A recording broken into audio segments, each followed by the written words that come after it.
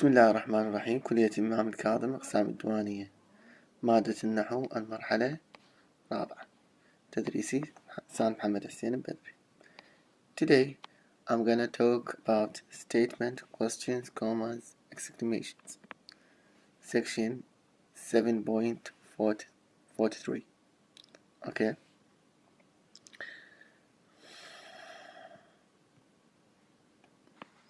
Yes.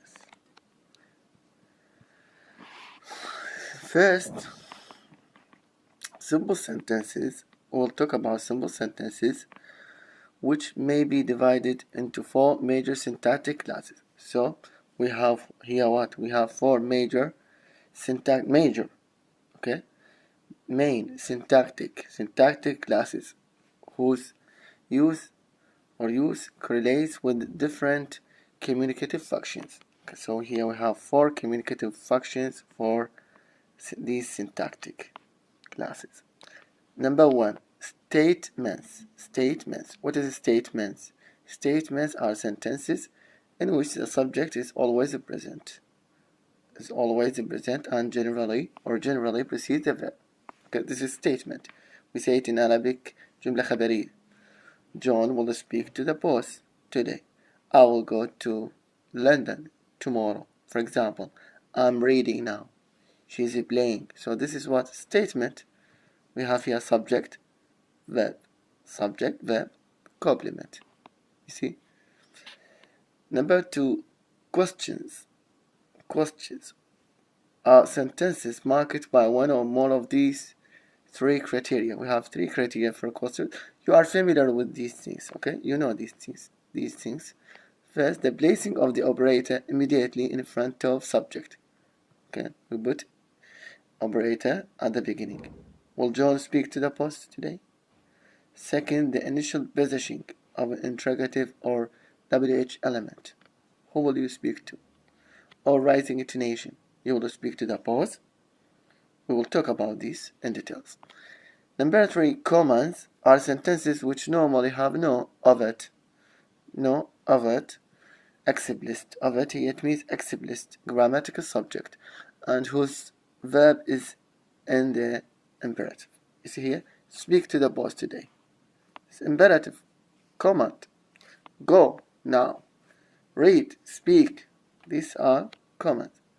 Now, and number four, finally, exclamations are sentences which have an initial phrase introduced by what or how, without inversion of subject and operator. For example, what a noise they are making. What a noise they are making. Okay. We use the following adjectives. We can use the following adjectives for these four types. These four types we have what? We have these adjectives we can use for them. We can say number one, statement. We can say this declarative sentence. Declarative. You see? Statement, declarative sentence. It is declarative. This sentence is declarative. Or for number two, we can say this sentence is interrogative. Question is interrogative. Number three, imperative. These are the adjectives. And number four, exclamatory. You see here? So we can use these adjectives for the 4 points respectively. Okay, I mean one by one. Of course, yeah, you can read this note to get some benefits. Questions can be divided into three, so we will come to all of them one by one. So we will start with questions. Questions can be divided into three major classes according to the type of answer. You see, according to the type of answer, they expect three classes. According to the answer, what type of answer? So these are the three classes here. We have three classes. So number one, yes, no question. You know yes, no question. Okay. For example, are you Tom? You can say yes or no. So this is yes, no question. When you expect affirmation or rejection, positive or negative. So this is yes, no question. Number 2, WH question. WH question. See, what is WH question? WH question, you need what here? You expect a reply supplying an item of information. So you expect to provide information. For example, what's your name? Where are you from? Okay, I am Muhammad. I'm from Iraq. You see? So this is WH question. And finally, alternative questions. Alternative question. You know how the alternative, what is it? Those that expect as the reply one or two of two or more options. More than one option. You see? When you say alternative questions, it means more than one option. For example, would you like to go for a walk or stay at home?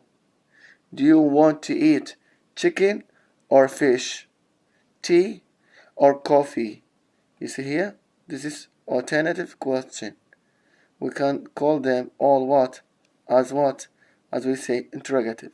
They are interrogative. They are interrogative. We will start with yes/no question. Yes/no question. All of them we will explain. We'll explain yes/no question, WH question, and alternative question. So today I'm going to explain yes/no questions. Yes/no questions, they are very easy. You are familiar with yes/no question, right? Are usually formed by placing the operator at the beginning and giving the sentence a rising intonation. So we have what? Rising, rise, rise. Okay, not fall, rise. For example, the poet has left. This is a statement, declarative sentence. Has the poet left? So this is what? Rising. Where rising? At the end. So rising intonation at the end. So this is what? Yes/no question. We can make a question for this sentence. He likes Mary. How can we make a question? We need to put does, okay? Or if the subject is they, we, and the verb without s, of course, plural, we use do. Past, we use did. See? Well, you know this. You are familiar with this. Okay. Also with have got. With have got, we have more than one option. For example, he has a car. You can ask, does he have a car? Or you can say, has he or has he got a car? Both of them are correct. So this is yes/no question. When you say, has he got a car? You can say, yes, he has got a car. Or yes, he has a car.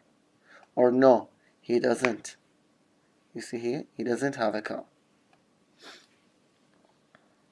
This note is very important. It talks about focus. Focus on interrogation on a question. See here? Remember focus of negation, we talked about it. Here the same. Sometimes when we focus an item, you see here we have two sentences. Was he a famous actor in those days? When you focus here we have focus on those days. And here we have focus on what? On famous. Was he a famous actor in those days? And here we have, was he a famous actor in those days? So when you put focus on item here and the item here, the meaning will be different. How? We will see. For example, when you say, was he a famous actor in those days? In those days? In those days? It means, what does it mean? It means, I know he was once a famous actor. I know. But in those days, but was it then or later? I mean, those days, okay? I'm doing well those days, for example. Or you can ask someone, are you doing well these days? Are you doing well these days? So here you are what? Focusing on these days. These days. You know him that he is doing well, but you want to know these days, is he doing well these days or not? You see here, so focus here on those days. But the second sentence, when we put focus on famous, was he famous? Was he a famous actor in those days? Was he a famous actor in those days? You see here?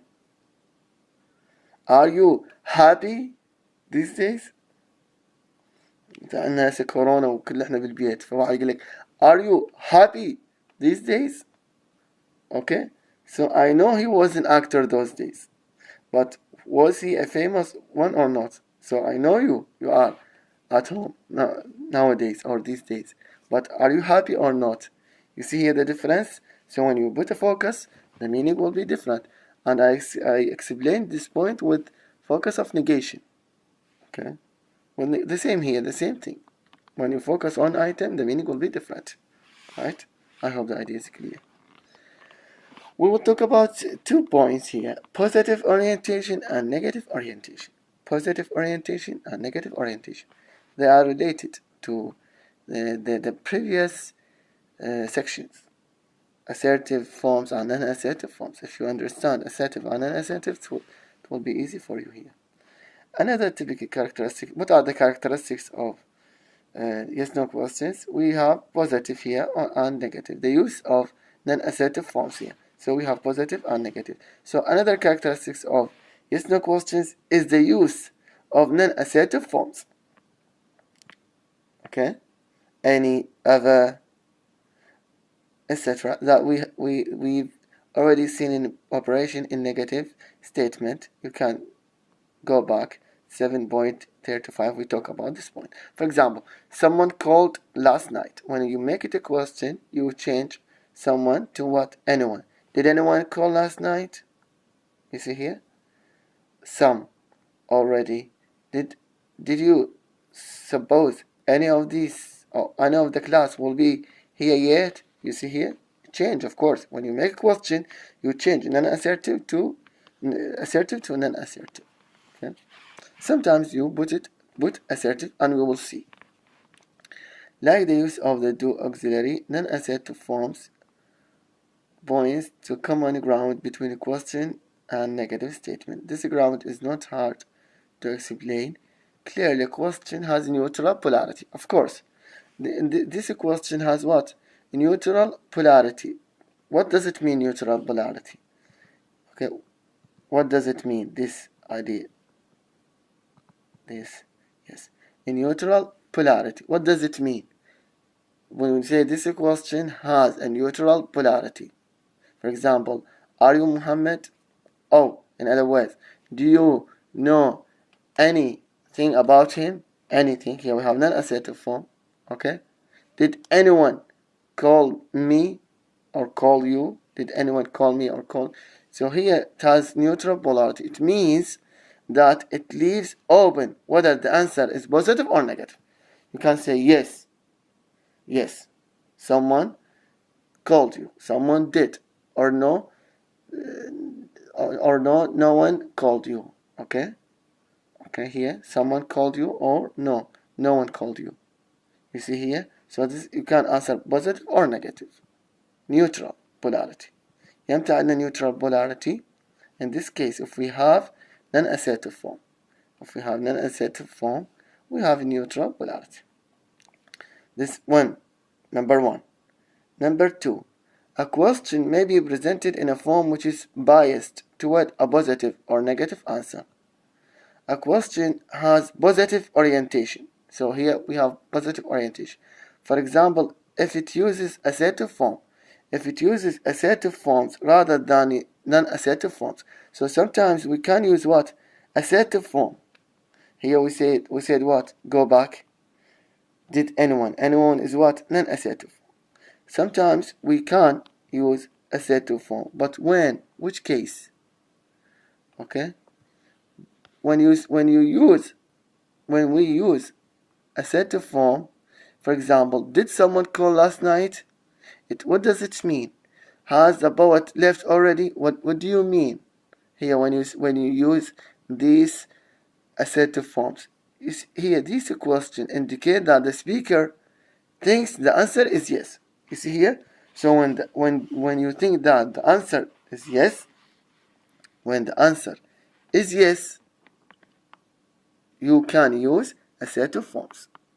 So why you, if you think, for example, one may ask, why you, if you think that the answer is yes, why do you ask?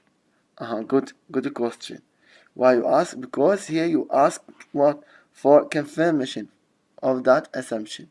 For emphasis. Confirmation. للتأكيد. Okay? So, when you say, did someone call last night? Here, what does it mean? Is it true that someone called last night? Okay? Is it true? Is it true that the poet have left already? Has left already? The same idea here. You see? So here we have, this is positive orientation. Positive orientation. We have here neutral polarity. Yes, no, or no. Yes or no. The answer either yes or no. And here we have here what? The answer is yes. Why the answer is yes? When you think the answer is yes, you can use here what? Assertive form. But in the first one, what? Non-assertive form. In short, باختصار, the first one is what? We use non-assertive forms with questions, with yes-no questions. So when we expect the answer is what? Is neutral, whether positive or negative. Number one, okay? Number two, we use assertive forms with yes-no questions when we think that the answer is yes. So it is positive. Why do we ask? Because we want to emphasize something. Okay? We ask for confirmation of the assumptions. فرضيات. I hope this idea is clear. Okay? So I put it in this way, in short. The same thing here with negative orientation. Negative orientation is found in questions with it's clear that questions which contain negative form of one kind or another. For example, can't, you see here not? Can't you give us any hope of success? Is it really true that you can't? Isn't your car working? Does no one believe me? So what do you think when you ask such question? Does no one believe me? Can't you give us any hope of success? Negative orientation is complicated, it's difficult here. Why? We will see. However, by an element of surprise. So here, as if we have surprise or disbelief, which has implication of positive meaning. How do we have here positive meaning? Here we have two assumptions. And فرضيتين. Two assumptions. We will see. Thus, number two, isn't your car working? Means, is it true that your car isn't working? I had assumed that it was. You see? I will explain it more. Here there is what? A combining of positive and negative attitudes. So we have two attitudes here. Two attitudes. One positive and one what? Negative. So we have old assumption, and a new assumption. You see? When we ask such kind of a question, we have two assumptions. One which is what? Old. And one which is what? New. Old and new. Old and new. What is the difference between old and new? From this sentence. The new one, now, is it really true that your car isn't working? Isn't your car working? The old, I had assumed that it was. I had assumed. Does no one believe me? Now imagine that you are talking to some people and say, does no one believe me? This is a new assumption. And what was your old assumption? Old. We will see here. Because the old assumption, what does it mean, old assumption? Old assumption tends to be identified with the speaker hopes or wishes. So you hoped here. You wished. Does no one believe me? تعتقد my hope my wish people would believe me. So my old assumption. But a new assumption, what? What does it mean? Negative oriented question express disappointment, annoyance. So now I am annoyed. I am disappointed. You see here the difference between old assumption and new assumption? Is it your car working? What does it mean? It means I assumed that your car was working. But so I wished, I hoped, but now your car is not working. I'm so annoyed. I'm so disappointed. You see here the difference between two assumptions? You have here more examples. Can't you drive straight? It means I'd have thought you would be able to, but apparently you can't. Aren't you ashamed of yourself? Imagine you are talking to some people and telling them, aren't you ashamed of yourself? So you ought to be, but it appears you are not. Hasn't the boat left yet? Not yet. Oh no. I'd hoped it would have left. This is odd assumption. So this first one is odd assumption. Positive. But the second, but it seems that it hasn't. Okay? So this is what? New assumption, which is what? Negative. So this is negative orientation. This is number one. Second type of negative question combines not, the formal signal of negative orientation, with assertive items. Here with assertive items. Also we have not with assertive items. You see? Which are the formal signals of positive orientation.